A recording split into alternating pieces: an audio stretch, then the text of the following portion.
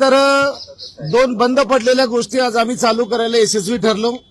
एक 6,500 रुपये माननीय एकनाथजी शिंदे साहेबांनी जाहीर केले होते 20 ते 24 कालावधीसाठी, त्याचे 5 हप्ते फरकाचे दिले आणि त्यानंतर ते 6,500चे जे फरकाचे हप्ते होते ते बंद झालेले होते।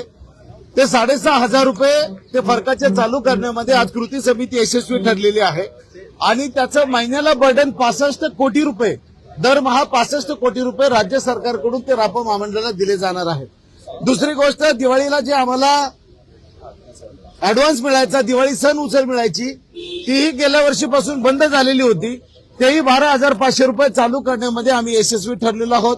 तिसरा निर्णय आज झालेला आहे की 6,000 रुपये त्यांनी दिवाळीची भेट एसटी कामगारांना दिलेली आहे। मुख्य मागण्या ज्या होत्या त्या मुख्य मागण्या 2016 पासून आमचा 1% राहिलेला इन्क्रीमेंटचा जे चीफ सेक्रेटरी होते ओपी गुप्ता साहेब, त्यांना घेऊन आतमध्ये बसावं लागलं। फार त्यांनी करण्याचा प्रयत्न केला।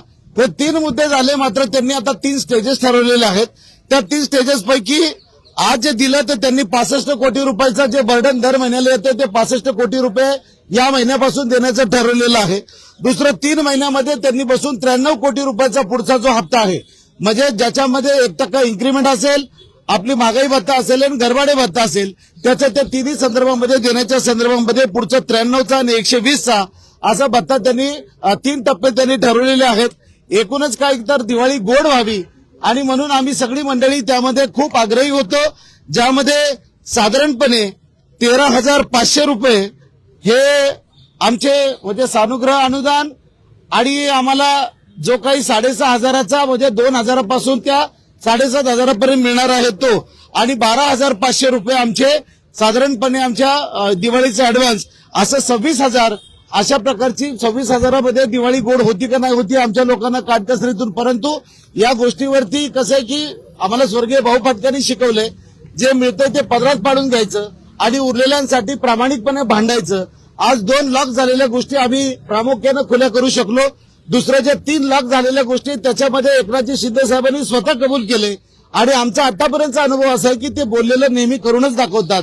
आणि त्यांनी पुढचं जे 85 कोटी रुपयाचं जे सांगितलं 3 महिन्यात बसायचं, आम्हाला विश्वास असा आहे की 1% इन्क्रीमेंट, गरबाडे भत्ता आणि रेट ऑफ इन्क्रीमेंट हे तिन्ही गोष्टी आम्हाला आमचं 10-20-30% गरबाडे भत्ता, महागाई भत्ता आणि रेट ऑफ इन्क्रीमेंट या 3 गोष्टी आम्हाला 3 महिन्यामध्ये मिळतील।